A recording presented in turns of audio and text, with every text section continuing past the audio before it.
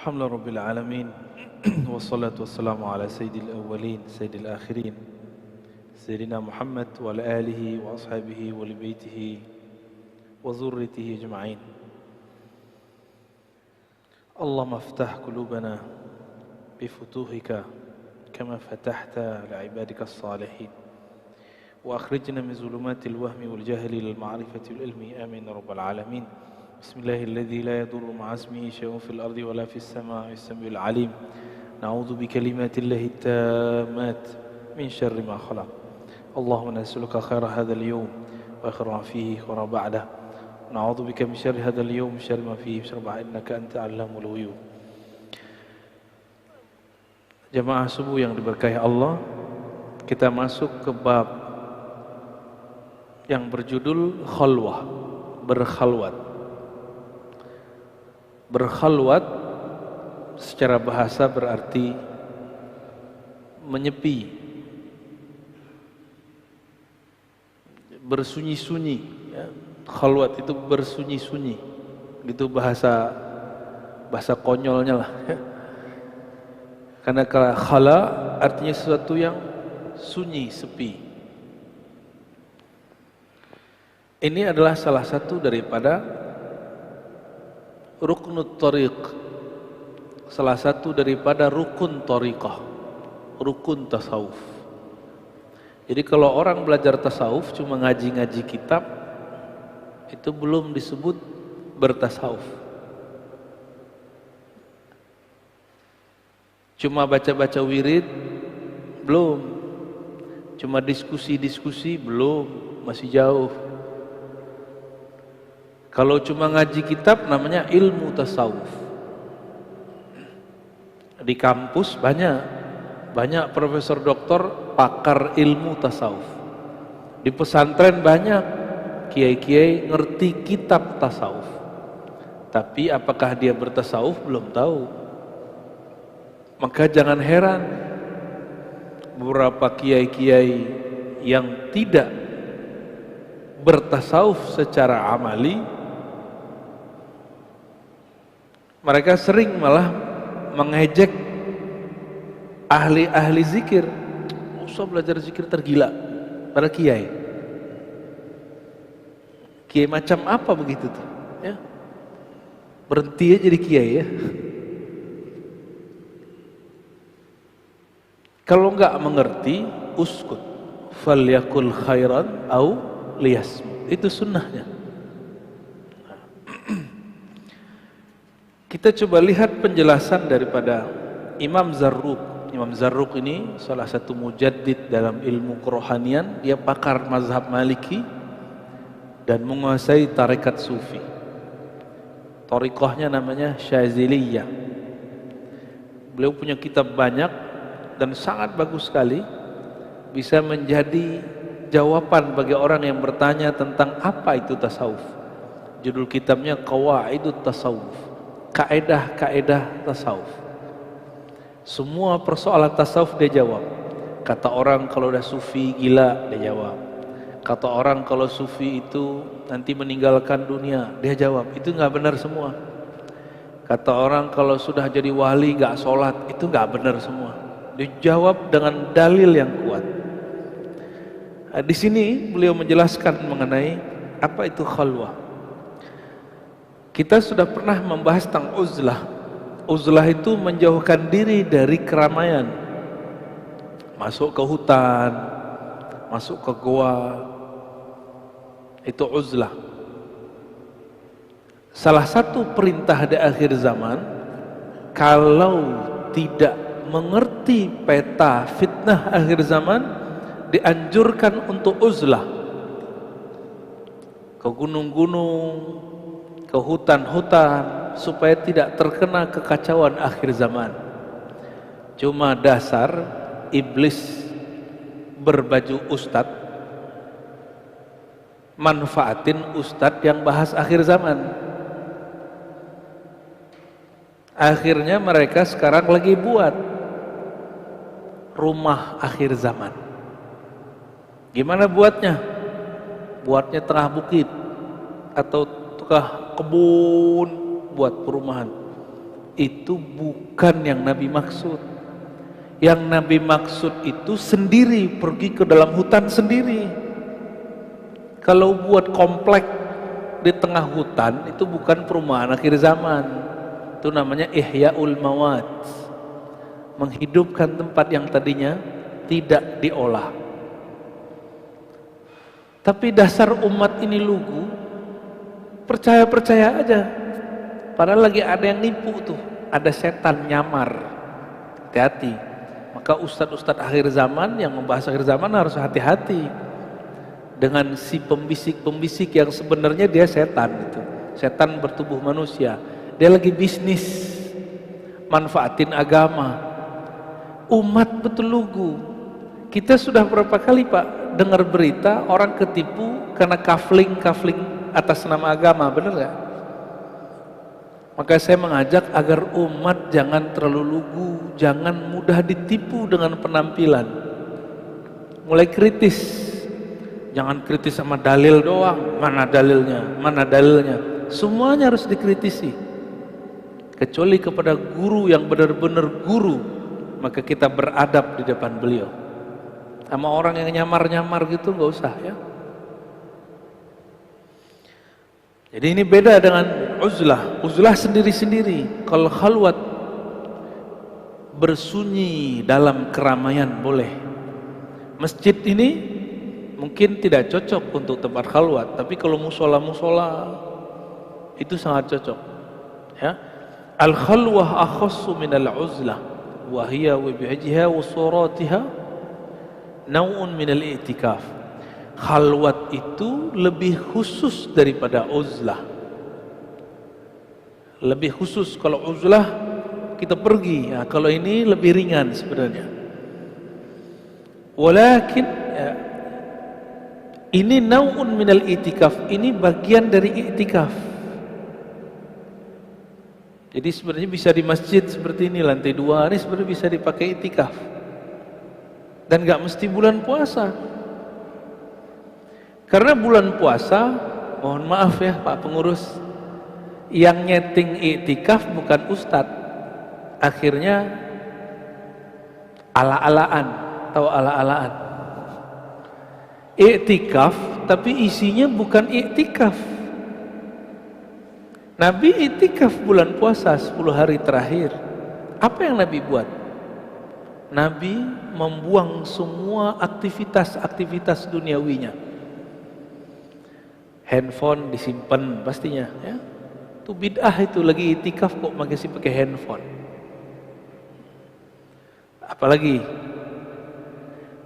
kajian dikurangi, cukup kajian-kajian yang mengarah kepada tazkiyatun nafs, merawat kolbu. Itu harus dikurangi.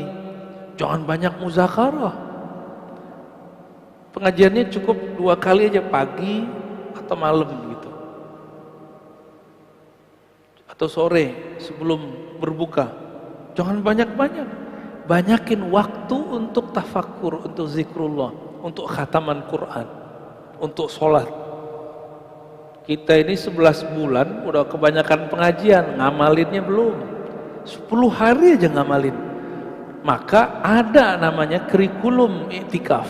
Nanti kalau mau buat i'tikaf di sini saya kasih kurikulumnya, dan saya ijazahkan. Nanti kita ada namanya risalatul i'tikaf, risalah i'tikaf. Ada panduannya dari bangun tidur sampai mau tidur lagi. Bahkan kalau perlu nggak usah tidur. Cuma 10 hari. Dan seumur hidup saya, itulah hari-hari terindah selain mengaji ma'rifatullah. Jadi hidup saya 2 aja. Ngaji ma'rifatullah itu nikmat sekali. Yang kedua i'tikaf. I'tikafnya sudah nggak ngajar, jadi nggak direcokin lagi sama jamaah. Kalaupun ngajar, yang kita ajarkan itu panduan i'tikafnya. Ngapain lagi i'tikaf? Ini zikir yang diamalin, ini adab yang dipakai. Itu nikmatnya bukan main. Kalau orang bilang lagi kasmaran, hanya aku dan engkau. Itulah yang terjadi kalau lagi i'tikaf.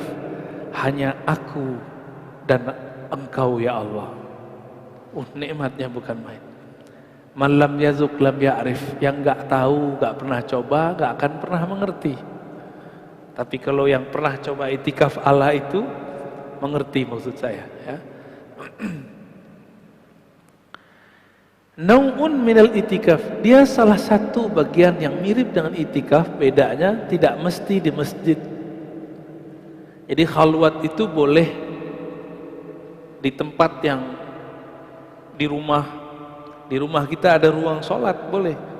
Cuma kalau di rumah kayaknya susah ya. Baru mau putar tasbih, anak datang. Kalau enggak emaknya anak. Kalau nya ibu-ibu, bapaknya anak-anak datang. Neng. Jadi nggak jadi.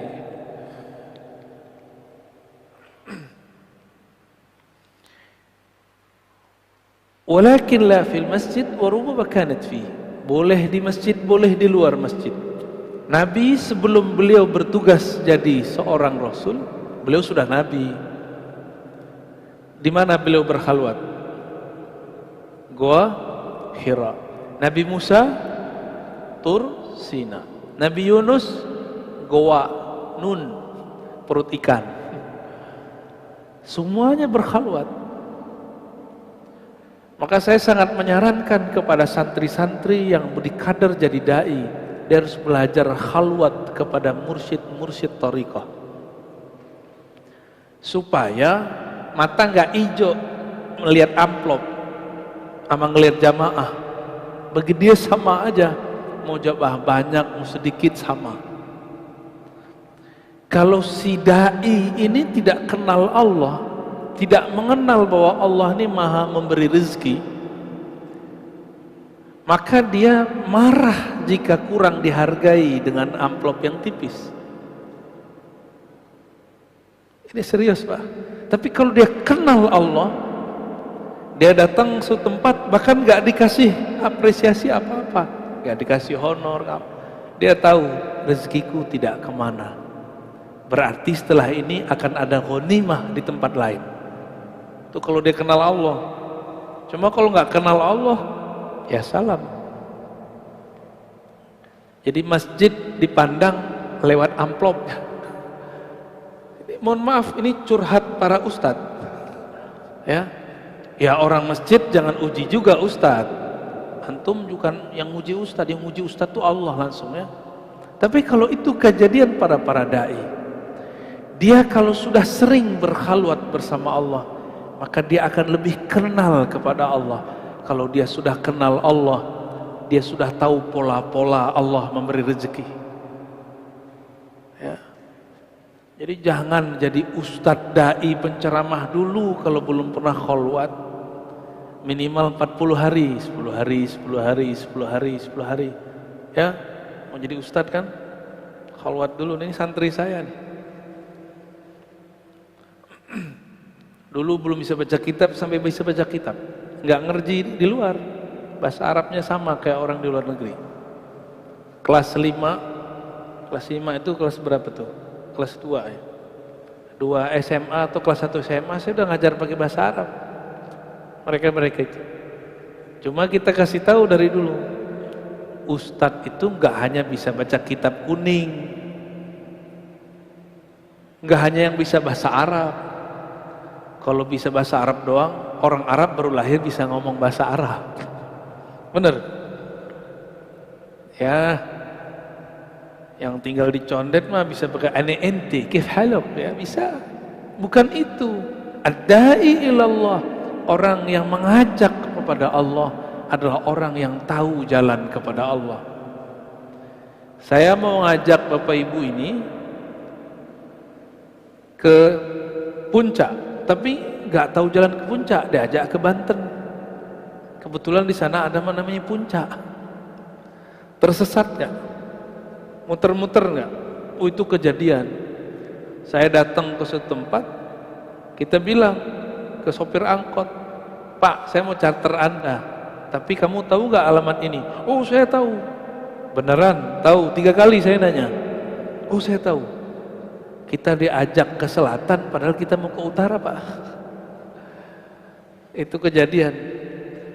Maka da'i ini ada dua, ad-da'i ilallah, da'i kepada Allah, ada da'i ila ghairillah, ada da'i yang mengajak kepada selain Allah, yaitu ingin memperkaya dirinya, ingin memperbanyak jamaahnya, membangun branding-branding yang gak penting, yang tidak asasi, ya. Taib. Wa aktsaruha 'indal qaum la haddalah, lakin sunnah tushiru ilal arba'in bi muwa'adati Musa alaihissalam. Berapa lama iktikaf atau khalwat itu? Tadi saya nyebutnya berapa? 40 hari. Ditulis pada sini. Sebenarnya la hadda 'indal qaum. Ulama-ulama ahli zikir tidak pernah membatasinya. Namun idealnya 40 hari seperti Sayyidina Musa. Sebenarnya juga khalwatnya Sayyidina Musa tidaklah 40 hari, hanya 30 hari.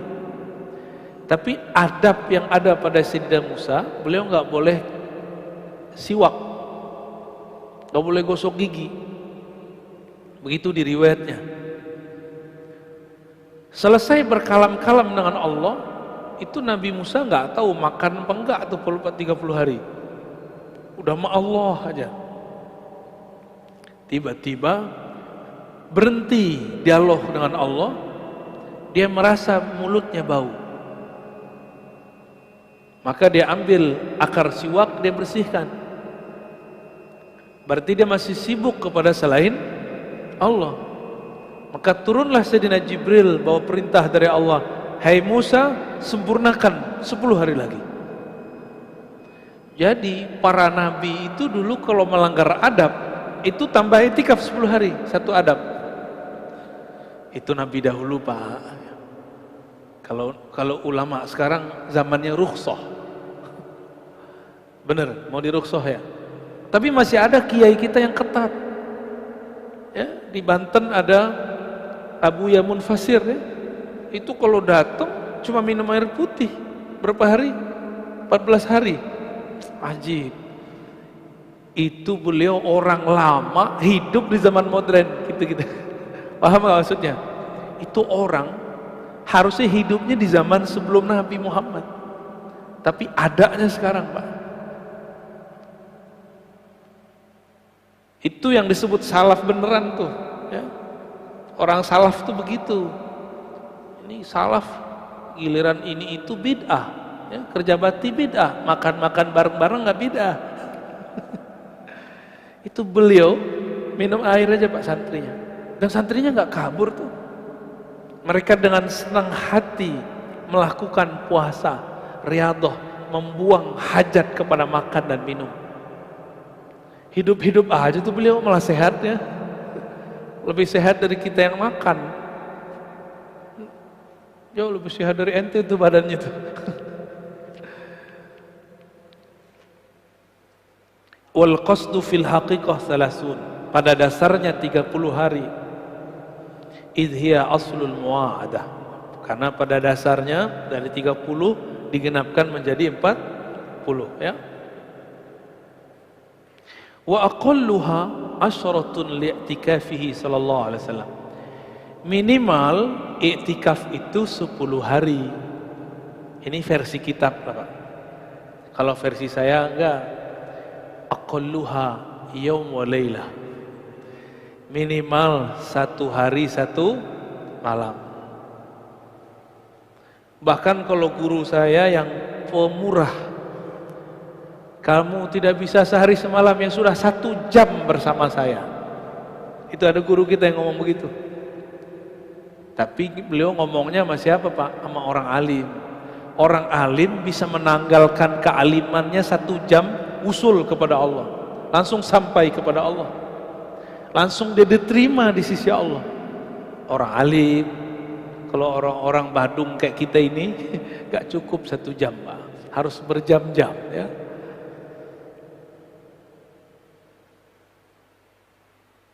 Apa tujuannya? Tathhirul qalbi min adnasil mulabasah.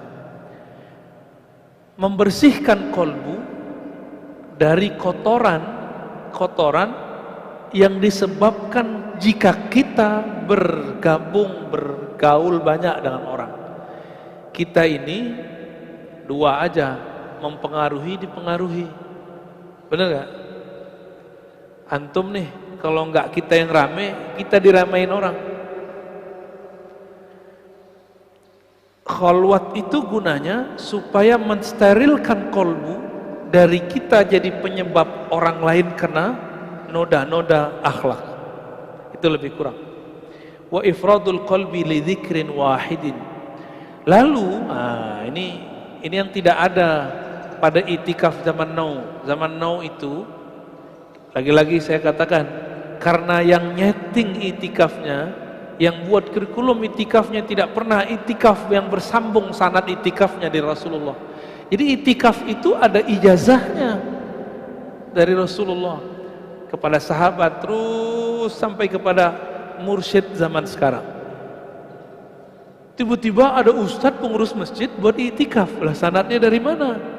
Akhirnya buat-buat ala-alaan tadi.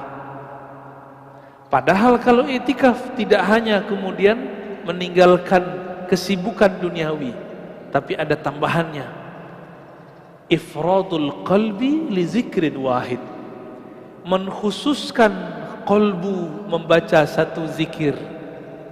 Makanya kami dulu, saya alhamdulillah dapat izin dari Allah Subhanahu wa taala di masa masih muda. Sangat muda sekali. Sekarang juga masih muda, Pak. Mudah-mudahan. Sekitar umur 13 tahun kita itikaf cuma ngamalin zikir Allah, Allah, Allah. Itu aja yang saya amalkan. Sekitar 40 hari kita cuma zikir Allah, Allah. Nikmatnya bukan main. Ya. Itulah saya merasakan sholat itu nikmat, baca Quran itu setelah 40 hari nikmat. Selama 40 hari saya cuma boleh baca Quran, baca ba'da asar sebelum maghrib. Aslinya pun dilarang kalau bukan orang santri, karena kita santri diizinkan supaya fokus. Karena nanti setelah itu juga ada namanya khalwat Quran, khusus Quran aja. Sebelum khalwat Quran, berkhalwatlah dengan yang menurunkan Al-Quran. Maka akan terasa syahdu kalau baca Quran. Benar, setelah 40 hari kita baca Al-Fatihah, belum selesai satu ayat sudah terisak-isak. Lanjut satu ayat, bertambah rindu kepada Allah Subhanahu wa ta'ala. Karena bertemulah zikir lisan dan zikir kolbu. Jika dia bertemu, terjadilah kerinduan yang mendalam. Bergetarlah kolbu. Kenapa kita nih baca Quran gak bergetar? Karena baca Quran pakai nafsu. Pengen tamat satu hari, satu juz. Itu namanya pakai nafsu. Boleh begitu, tapi ada tekniknya.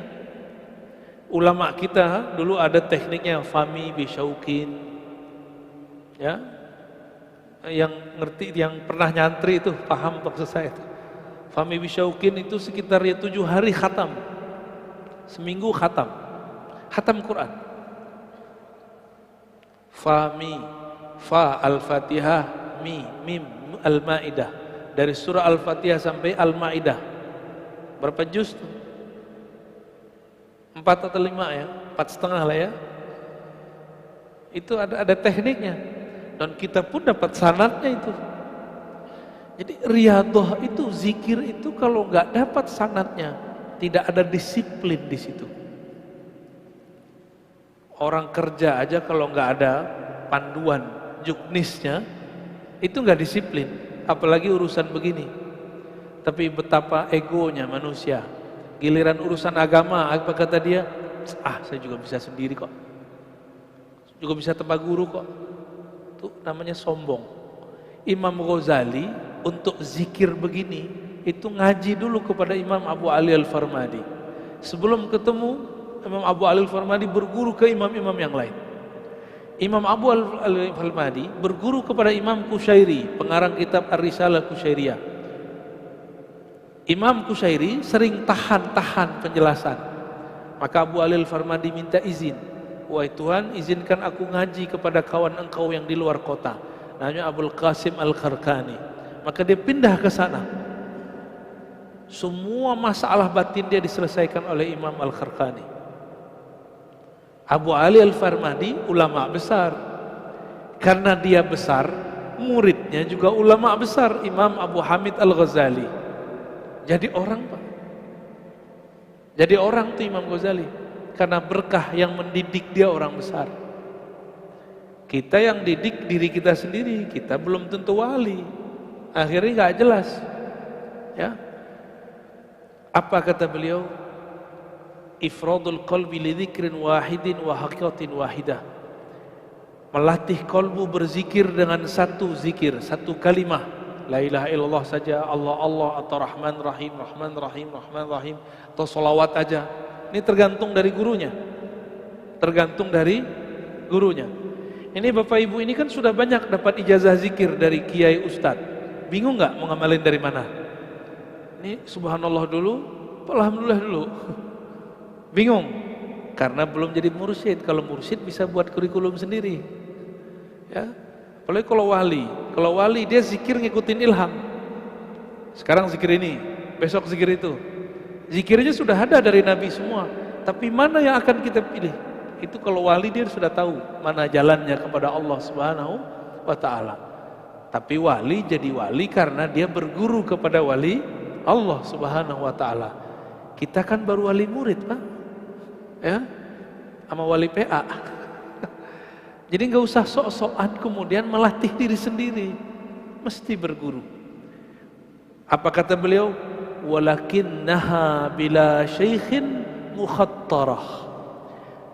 Kalau engkau tidak punya mursyid, guru, mentor, murabbi yang membimbing, ini sangatlah berbahaya. Makanya saya sering sindir di sini.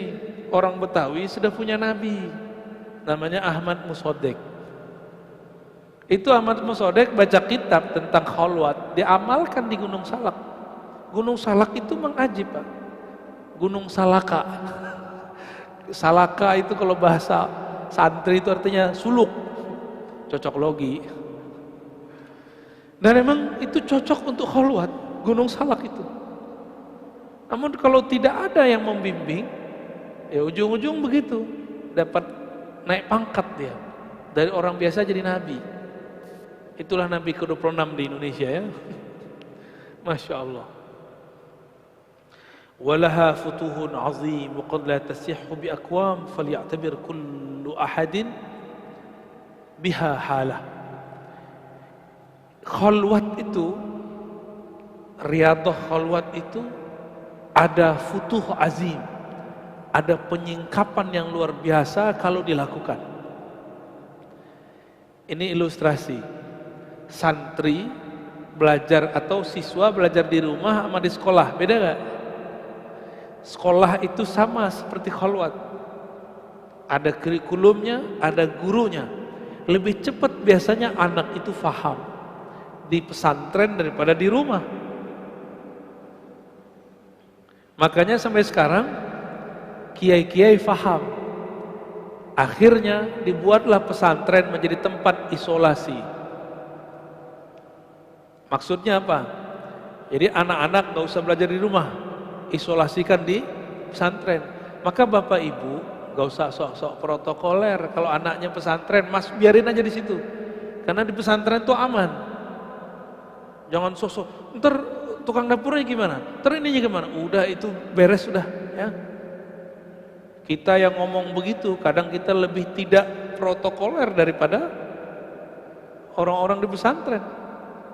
Di pesantren udah mereka kuat disiplinnya, kuat juga doanya. Ya. Ada satu majelis, orangnya dempet-dempet terus, Pak. Waktu pandemi lagi kenceng, itu majelisnya jalan terus. Amalannya cuma Ratibul Haddad, Ratibul Attas. Dan tidak ada satupun majelis, orang majelis kena corona. Tapi ketika majelisnya diliburkan, anggota majelis pada liburan. Pulang-pulang dari liburan menjadi LC, lulusan COVID. Itu kejadian, karena kekuatan zikir. Ketika dia keluar, dia tidak dijaga lagi di zikir.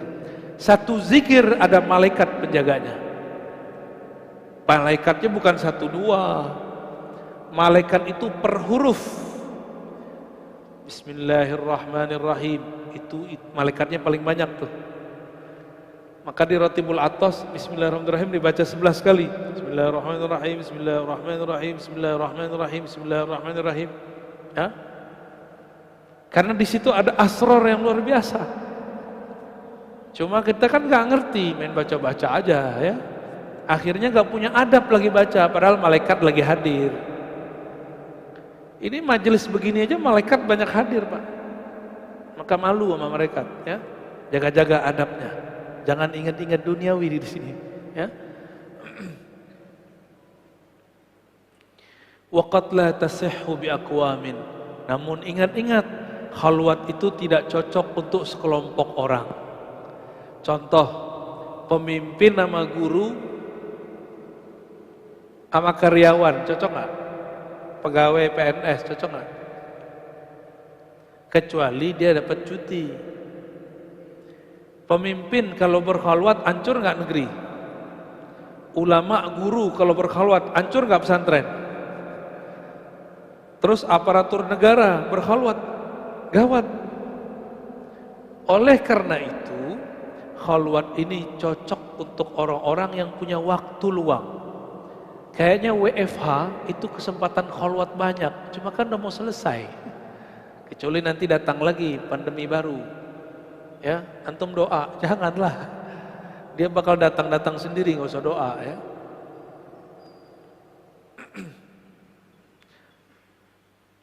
Jadi kalau ada mursyid nih, dia punya murid seorang raja, seorang pejabat. Jika mursyidnya tidak kamil, tidak sempurna, maka dia suruh itu raja tinggalkan kepemimpinannya. Nah, ini gawat itu, ya. Sok-sok jadi mursyid, berarti dia belum selesai kemursidannya.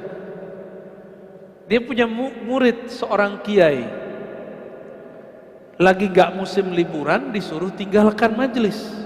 Nah, ini terjadi di beberapa tempat. Bubar, pesantrennya bubar. Pesantren bubar, ya. Nah, ini kejadian juga, ini di Thariqat. Begitunya terjadi di jemaah tabligh, ya. Di jemaah tabligh yang saya tahu tidak boleh mentaskil, mengajak khuruj kiai, syekh, muallim, mursyid dan pengarang kitab. Karena kalau mereka diajak, maka sendi-sendi agama jadi longgar. Betul kejadian beberapa sahabat kita punya pesantren, diajak khuruj, hancur pesantren, hilang, mati pesantrennya. Karena memang khuruj asik. Khuruj itu kita dari sini pindah lagi. Ini pengalaman kita ganti-ganti terus. Kalau di pesantren bosen Bang lihat santri. Oh, dia lagi. Tapi betapa kiai-kiai itu sabar. Kadang udah begitu masih dibentak sama orang tua santri. Ini tidak termasuk santri saya. Kalau naruh anaknya di pesantren terlalu kritis sama kiai, terlalu banyak maunya di pesantren.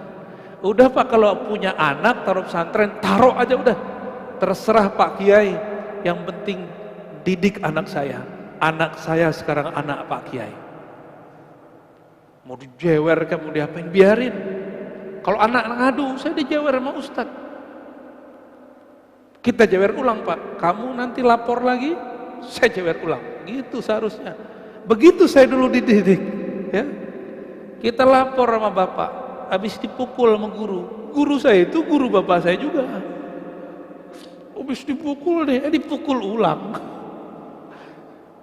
Besok kau lapor lagi, awas. Gak ada lagi Pak kita lapor-lapor.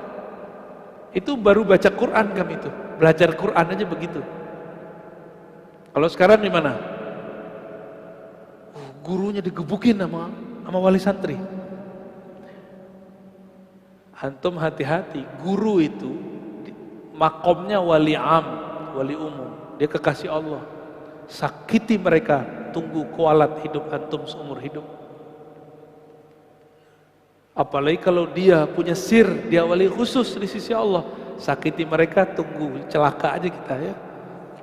Ini bukan nakut-nakutin, emang menakutkan. Imam Bukhari itu guru,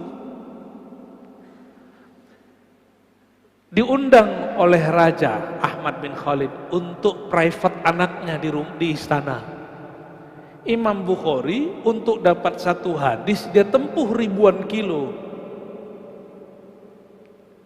Maka khusus untuk ngaji hadis kata Imam Bukhari, jika anakmu wahai raja ingin jadi orang alim, suruh serahkan dia ke sini. Jangan aku yang ke sana. Tersinggung rajanya. Maka dia sakiti Imam Bukhari. Akhirnya Imam Bukhari terpaksa keluar dari kota kelahirannya Bukhara. Dikejar-kejar oleh askar. Dikejar-kejar terus. Sampailah beliau kemudian di kota Samarkand. Karena Samarkand ini agak ramai, susah mencari Bukhari. Tapi beliau sudah capek, kelelahan.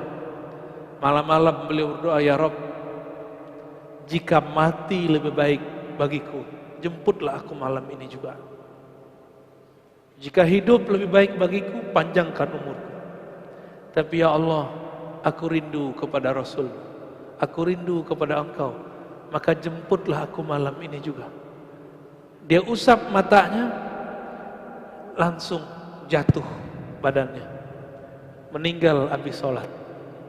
Malam itu juga dikuburkan supaya tidak ketahuan Imam Bukhari melarikan diri dari Bukhara. Apa yang terjadi pada Ahmad bin Khalid? Tidak sampai seminggu, cuma 3 hari, ada surat datang dari Baghdad. Dia mesti ketemu mahkamah. Hakimnya saat itu langsung sultan atau rajanya atau khalifah. Dia terbukti korupsi dan zalim, langsung dimasukin penjara, tidak sampai sebulan mati terhina dalam penjara. Itu nyakitin ulama tuh ya. Kalau ulamanya beneran ya. Kalau ulamanya gak beneran, gak kualat-kualat.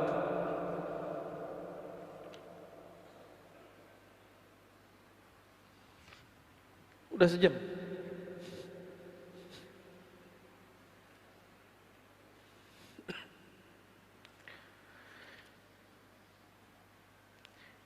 Oleh karena itu, berkhalwat itu inqita'anil bashar li fatratin mahdudah. Kata pengarang kitab ini Syekh Abdul Qadir Isa Asy-Syazili Al-Qadiri, yaitu memutus hubungan dengan manusia meskipun dalam waktu tertentu saja. Wa tarkun lil a'mal ad-dunyawiyah li muddatin yasira. Tidak usah khawatir, hanya meninggalkan aktivitas duniawi dalam beberapa saat saja ya. Kalau saya bagi Pak, untuk orang aktivis kerja, untuk para pejabat, orang yang aparatur negara, orang-orang karyawan yang gak mungkin kita membuat namanya kurikulum khalwat sejam, 1 jam semalam. Jadi sa'ah wahidah fil yaum wa laylah. 1 jam semalam dia berkhalwat. Itu cukup. Kalau 1 jam semalam 30 hari jadi berapa? 30. Itu udah sama kayak dia 1,5 hari setiap bulan dia bersama Allah. Kalau dia lakukan itu setiap malam selama setahun, hitung Pak, jadi berapa? Ya, tadi berapa? 30 kali 12 berapa? Ya, lumayan ya. Lumayan itu. Ditambah 10 hari. Gak dapat cuti 10 hari, 5 hari. Gak dapat 7 hari, 3 hari. Gak dapat, ya sudahlah, malam Lailatul Qadar aja. Ya. Begitu kita mudahkan, tinggal nanti maunya. Mau nggak mengamalkannya nanti? Ya, nanti insya Allah Ramadan saya kasih panduannya di sini. Ya, Kasih panduannya, kita kasih daurahnya sebelum Ramadan atau pas pertengahan Ramadan, silakan nanti diamalkan. Insya Allah. Teringetin ya Basit ya. Biar beramal itu ada panduannya. Karena kalau di tempat saya nggak muat Pak. Tempat kita masih kecil. Tempat kita cuma ruku. Nggak mungkin itikaf di situ banyak-banyak. Ya. Semoga ntar ada tempat yang bisa kita jadiin tempat ngaji plus tempat khalwat, insya Allah. Ya. Jadi nggak hanya ngaji-ngaji doang kita, tapi kita juga praktek langsung, insya Allah. Walaupun cuma 1 jam setiap hari, ya. Bapak Ibu senang nggak nonton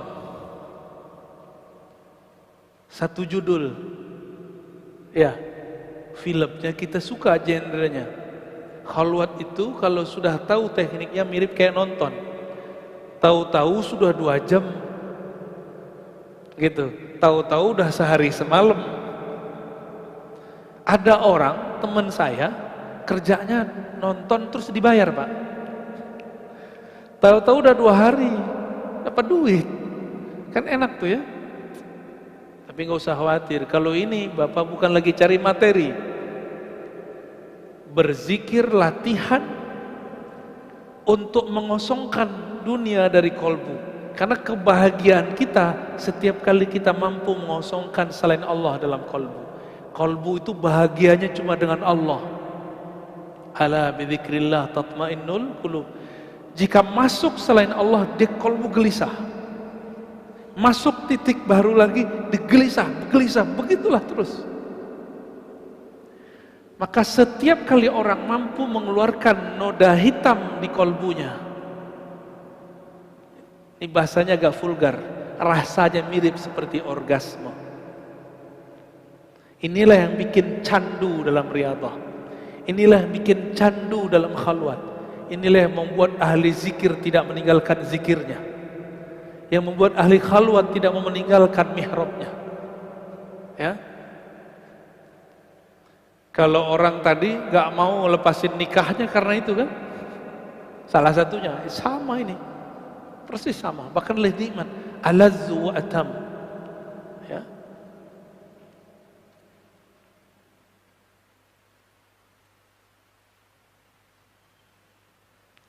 Jadi kalau kita buat definisi, apa itu khalwat? Meninggalkan kesibukan duniawi sesaat, lalu menyibukkan kolbu hanya dengan suatu zikir, tafakkur terhadap nikmat-nikmat dari Allah, muhasabah terhadap kesalahan masa lalu, dan dengan syarat dibimbing oleh seorang guru pewaris Rasulullah Sallallahu Alaihi Wasallam. Jika 3 ini tidak masuk, maka batal khalwatnya. 3, meninggalkan aktivitas dalam waktu tertentu. Berarti handphone, tidur nggak? Nah, idealnya kalau khalwat handphonenya ditaruh, disimpan ke mentornya. Cuma dulu kemarin kita buat rukhsah, boleh buka handphone 15 menit atau setengah jam sebelum berbuka. Itu sinyal langsung kredit Pak. Tiba-tiba semuanya demam. 15 menit setengah jam sebelum. Tapi apa efeknya? Dalam setengah jam itu mereka lupa kepada Allah. Tapi gimana lagi? Nggak begitu, nggak ada mau khalwat. Gak apa-apalah, ya. Habis itu kita hantam lagi, hajar lagi dengan zikrullah. 2, yang ketiga apa tadi? Yang pertama meninggalkan, yang kedua tadi zikir khusus, yang ketiga dibimbing oleh seorang guru. Ya. Guru ini misalnya punya tim, nah dibimbing oleh tim-tim dia ini yang sudah punya pengalaman. Insya Allah khalwatnya, itikafnya nanti berefek ke dalam diri. Ya.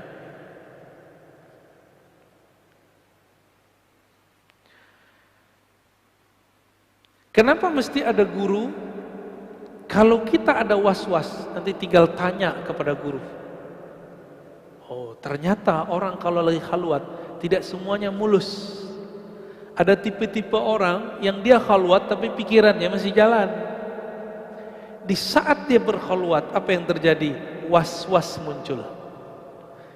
Jika was-was sudah muncul, ada yang sanggup melawannya, ada yang tidak sanggup. Ya, disinilah terjadi, mohon maaf, kenapa ada orang khalwat tiba-tiba miring karena tidak dibimbing oleh guru. Ya, nah, di dalam kitab ini di halaman 199 dikatakan was-was itu ada dua. Ma yu'lamu qat'an anallah ta'ala munazzahun anhu. Was-was yang datang dari syaitan dan diketahui secara pasti. Apa itu? Jika was-wasnya tentang sesuatu yang bertentangan dengan akidah. Tiba-tiba ada bisikan, Allah dicipta dari apa? Allah tinggal di mana? Ya. Atau ada bisikan, anallah, anallah, aku Allah, aku Allah. Tuh. Itu pasti batil. Itu pasti batil. Ya. Siapa yang membisikkan itu? Syaitan. Maka disebutkan dalam surah Al-A'raf, ya, wa imma yanzaghannaka minasyaitani nazghun fasta'iz billah innahu sami'un alim.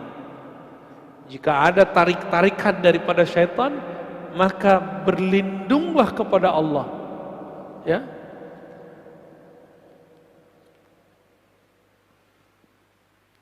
Itu sering terjadi, Pak. Maka untuk melawan ini, Imam Al-Qushairi itu mewajibkan sebelum belajar, sebelum khalwat, wajib belajar akidah Ahlus Sunnah supaya nggak mikir-mikir tentang Allah aneh-aneh. Ya.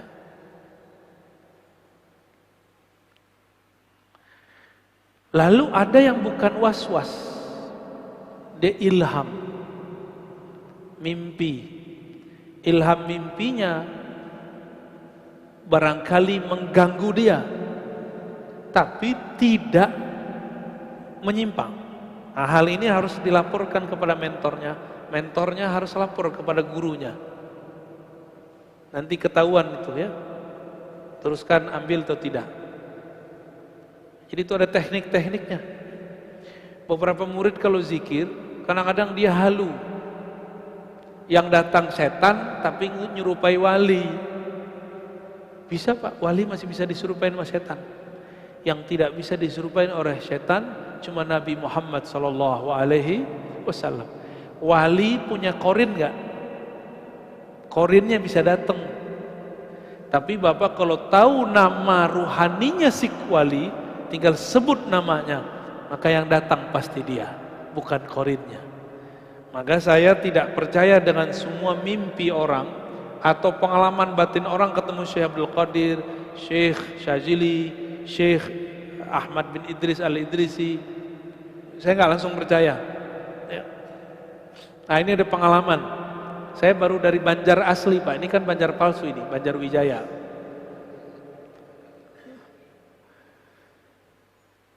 Alhamdulillah kita kalau datang ke suatu tempat, kita tabarruk mau menjadi murid dari guru tempatan.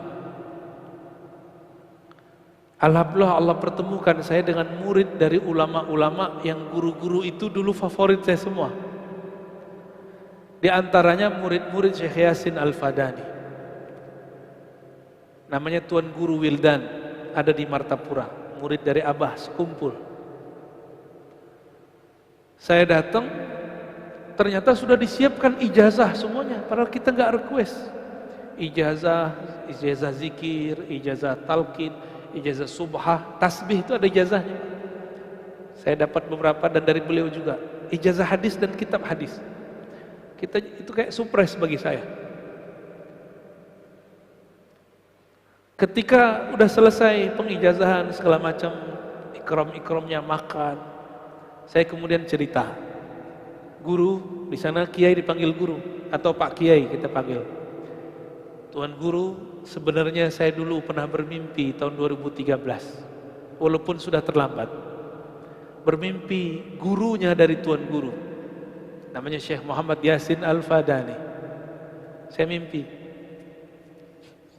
Dalam mimpi itu saya minta ijazah zikir atau ijazah kitab-kitab hadis.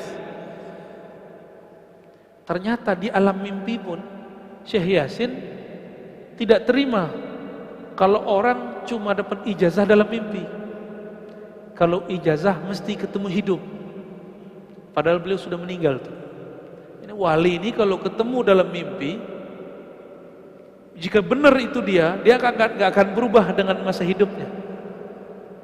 Gak mau kamu ambil dari murid-muridku. Akhirnya saya bilang, Tayyib Maulana, baik Tuan Guru, saya akan belajar kepada murid-murid engkau. Saya sampaikan itu kepada Guru Wildan, ya. Ternyata beliau ngomong ke salah satu muridnya yang khidmah kepada beliau. Ketika kami sudah keluar, sudah balik, sudah pulang, jika mimpinya ketemu setan yang menyerupai guru saya, pasti setan bilang, aku ijazahkan kamu dalam mimpi.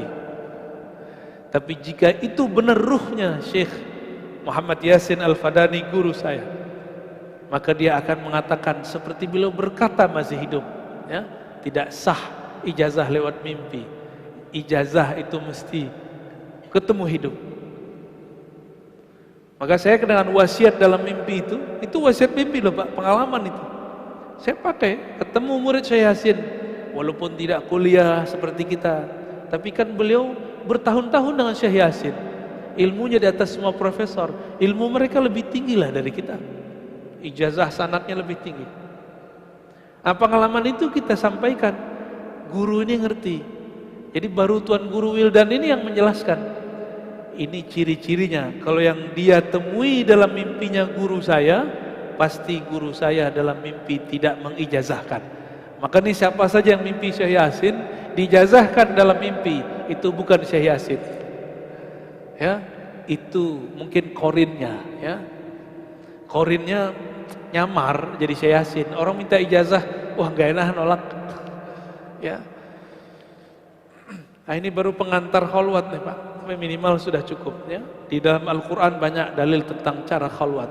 Misalnya surat Al-Muzammil ayat 8. Ini sebagai penutup. Wazkurisma rabbika wa tabattal ilaihi tabtila.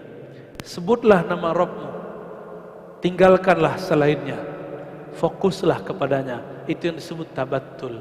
Ini dalil berkhalwat. Surat Al-Muzammil ayat 8, ya. Tekniknya langsung ada, caranya langsung ada.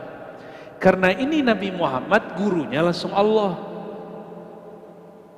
Ada yang bisa langsung berguru kepada Allah? Hah? Kalau iya, antum aja jadi guru saya, ya. Wassallallahu ala Muhammad. Assalamualaikum, ya. Ada pertanyaan? Oh iya, ya, fadal.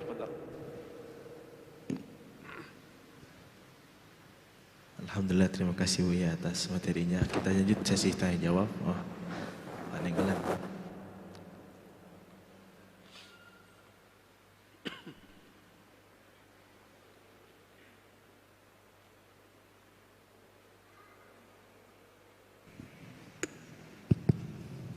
Bismillahirrahmanirrahim. Assalamualaikum warahmatullahi wabarakatuh. Buya, pertanyaan Buya, ini ada bisik-bisik dari teman-teman. Katanya jin bisa dilihat. Itu pertanyaan Ustaz. Satu aja deh, soalnya masih banyak yang lain. Terima kasih. Assalamualaikum warahmatullahi wabarakatuh. Assalamualaikum warahmatullahi. Yang bisa dilihat itu jin dan jun. Jin itu bahasa Arab, artinya jismun junna anil basar, benda yang ditutup dari pandangan mata, maka disebut jin. Kalau majnun, insan sutira akluh, manusia akalnya udah ketutup, maka disebut majnun, junna alaih. Majnun juga jan sama, ya. Lalu bagaimana dengan jin? Al-Quran mengatakan yarawnakum, mereka melihat kamu dari sisi la tarawnahum, dari sisi engkau yang tidak dapat melihat mereka. Kalau Allah bilang jin tidak bisa dilihat dengan kasat mata, terus ada orang ngomong lihat jin, faqad ata bi buhtanin azim, dia sudah berbohong dan telah mengingkari Al-Quran. Namun kalau situ wali memandang tidak dengan mata ini, jangankan cuma jin, Rabbul jin aja dia tahu, Tuhan pencipta jin aja dia bisa pandang. Tapi memandang Allah kan bukan dengan pandangan ini. Memandang Allah itu sebenarnya Allah lah yang memandang dirinya, cuma minjem kita. Sebenarnya kita emang dipinjam, kita kan milik dia juga. Inilah kata Imam Syafi'i, man qala ra'aitul jinna faqad ata bi buhtanin azim. Bahkan dalam satu riwayat, man qala ra'aitul jinna faqad kafar. Siapa yang ngaku-ngaku ngeliat jin, dia telah kufur kepada ayat ini. Dia telah berbohong yang besar. Maka mohon maaf, saya nggak percaya dengan buku dialog dengan jin itu, saya nggak percaya. Mohon maaf ya, saya nggak percaya. Dan saya nggak percaya jika orang mengislamkan jin lewat kesurupan, kecuali 1-2 kisah aja. Saya percaya Pak ada jin. Maka kebanyakan ahli ruqyah harus kemudian emang kaji ulang lah. Kalau nggak sepakat dengan saya kan boleh-boleh aja. Apa benar yang ente islamkan itu jin? Kok kambuh lagi? Ya, banyak kan? Saya ketemu seseorang, dia sekarang ngaku sudah mengislamkan 1 juta jin. Dihitung benar sama dia. Kita tanya, emang ente lihat? Enggak, tapi dia berbicara lewat orang kesurupan. Orang kesurupan itu Bapak, itu sudah dijelaskan dalam ilmu psikologi. Kebanyakan kesurupan itu terjadi pada 2 komunitas. 1 pelajar santri yang tertekan, kedua karyawan atau orang-orang yang tugas sejenis karyawan yang banyak tugasnya. Jarang-jarang terjadi yang nomor 3, orang putus cinta, itu jarang ya. Tapi kejadian. Berarti secara psikologi itu orang stres. Orang stres kebanyakan. Orang kesurupan itu stres. Nah, namun ada kejadian di luar itu, karena pernah belajar ilmu-ilmu kebatinan. Namun kapan jinnya masuk? Jika dia stres, kepikiran dikit bab kuliah, belajar langsung stres, keluarlah jinnya. Itu pengalaman kita ketemu orang-orang kesurupan. Ya, saya nggak percaya tuh, karena nggak bisa dilihat. Kan bisa aja dia ngibulin, aku bersaksi tiada Tuhan selain Allah, ya suara doang di lain-lainin ya. Kawan kita ada yang pura-pura kesurupan Pak dulu, suaranya di lain-lainin, matanya dibolak-balik. Pas kita udah mau tamat semua, dibuka ceritanya, itu dulu saya pura-pura kesurupan. Lain lagi kalau ke satu wilayah di Tiongkok sana, saya nggak usah cerita. Itu TKW stres karena sibuk bekerja setiap pekan. Kalau ada ustadz muda datang, muda nih ustadznya, itu pengen dipegang modus atau pengen dibaca-bacain, ya, pura-pura kesurupan, pura-pura juga. Ada yang beneran Pak, tapi kebanyakan pura-pura juga. Yang penting dipegang dikit sama ustadznya, langsung tenang ya, sama aja modus. Itu jinnya jin melambai itu ya.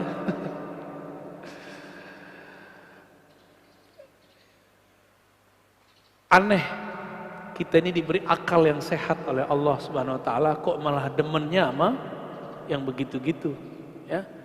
Pengen lihat jin, Pak? Mau lihat jin? Serius? Beneran? Antum gak puas jadi manusia? Nabi Syis itu tugas risalahnya memagari pandangan manusia dari jin. Dulu sebelum Nabi Syis, Nabi Adam sama setan itu kayak gini Pak, ngelihat.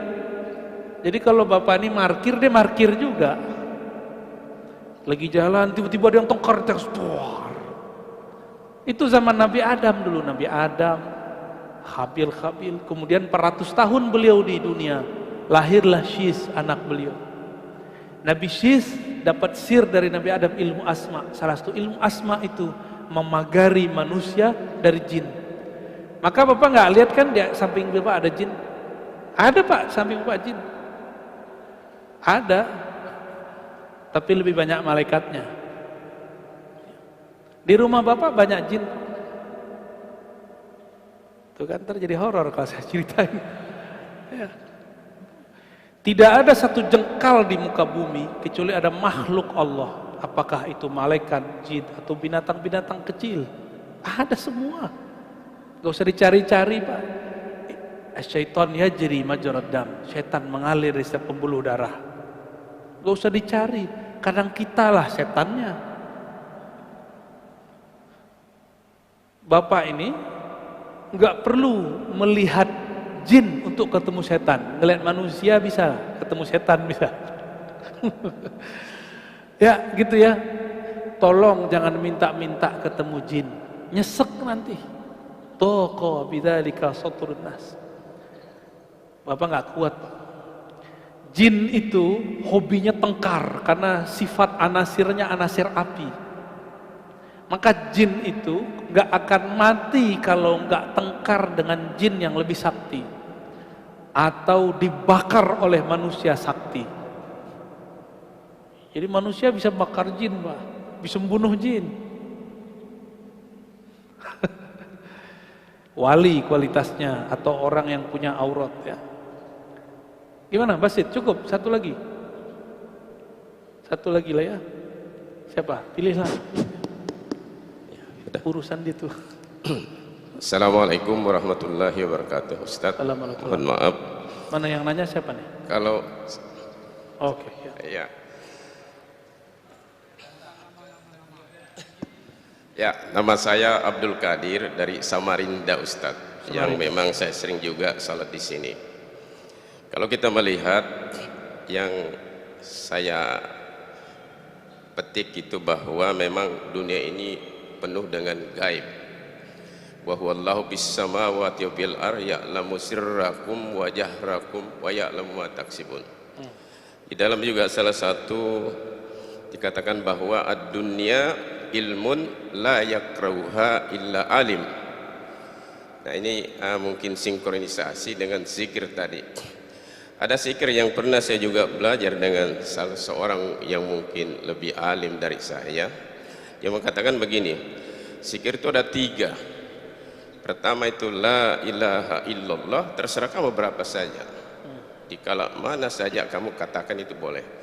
Bahwa setelah itu la ilaha illallah baru hu baru ah. Apakah ini kira-kira dibenarkan Ustaz? Mohon pencerahan. Terima kasih. Assalamualaikum warahmatullahi wabarakatuh. Nah, inilah nestapanya. Punya guru nggak langsung nanya ke guru ya, nanyanya ke saya. Saya ini akhirnya nambal-nambal ban yang soak jadinya ya. Zikir la ilaha illallah tertulis. Zikir hu Allah ada di Quran. Qul huwallahu ahad. Huwallahu allazi la ilaha illahu. Ya, Allahu la ilaha illahu ada semua. Hu Allah itu zikirnya masyru'. Disyariatkan, dibolehkan. Bagaimana rezeki itu bukan bacanya Pak. Nanti kalau yang bacanya agak genit dikit bahaya itu. Itu bunyi dari nafas. Ih. Itu di kitab karena susah membunyiin. Nafas bunyinya gimana? Ditulisnya hamzah, alif, sama ha. Nafas naik gitu ya, kalau dibunyiin gitu. Maka di Thariqat Burhamiyah di Suqiyah di Mesir, orang masih zikir, ada zikir begitu. Kayak kesurupan, Pak, tapi itu bukan kesurupan. Menurut saya, walaupun ada zikir begitu, itu kurang tepat kalau dibaca enggak. Itu maksudnya nafasmu isi dengan nama Allah. Hadapkan kolbu kepada Allah. Setarakan, seiramakan dengan bunyi nafasmu. Sehingga itu memanggil Allah, itu memanggil Allah. Nafas naik, nafas turun, naik turun, naik turun, ya. Kalau menambil hembusannya, kalau penghembusannya. Itu maksudnya, itu tertulis dalam kitab An-Nafahat Al-Ilahiyah karya Al-Qutub Al-Kabir Syekh Muhammad Ibn Abdul Karim Samman. Beliau punya murid di Indonesia dulu, namanya Syekh Abdul Somad Palembani. Beliau punya murid juga Syekh Muhammad Arsyad Al-Banjari. Cuma di kitab sanad kita melihat Syekh Muhammad Arsyad kemudian dilengkapi kesempurnaan ijazahnya lewat Syekh Abdul Somad Al-Palembani. Begitu juga di Betawi dulu juga ada, ya. Dulu di Makassar ada. Bapak mungkin dulu nggak tahu, Bapak Bugis atau mana? Bugis ya. Nah, mungkin orang Bugis dulu dapat juga tuh. Di kampung saya Sumatera Barat juga ada namanya Syekh Abdul Rahman Kumango, ngambil dari Madinah. Zikir tadi, zat nafas naik, nafas turun, nafas naik, nafas turun. Saya juga pernah belajar zikir itu ketika masih berumur, masih sangat belia. Tapi guru saya bilang, ini bukan namanya ini bunyi nafas yang sudah ada cinta kepada Allah Subhanahu wa ta'ala. Jadi jangan salah faham, ya. Kalau nanti zikir dijadikan nama, itu setan yang masuk setan ketawa. Emang nama Allah. Itu filosofinya dari orang sakit, Pak. Orang sakit gimana? Itu benar gak? Dijelaskan oleh para imam kita, itu adalah zikirnya orang sakit. Itu artinya ya Allah yang maha penyembuh. Gitu ya. Jadi orang kalau begitu lagi sakit jangan dilarang. Dia sedang melepaskan berat sakitnya. Jangan bilang kamu jangan begitu, bikin cemas aku. Biarin dia, ya. Itu cara zikirnya orang sakit.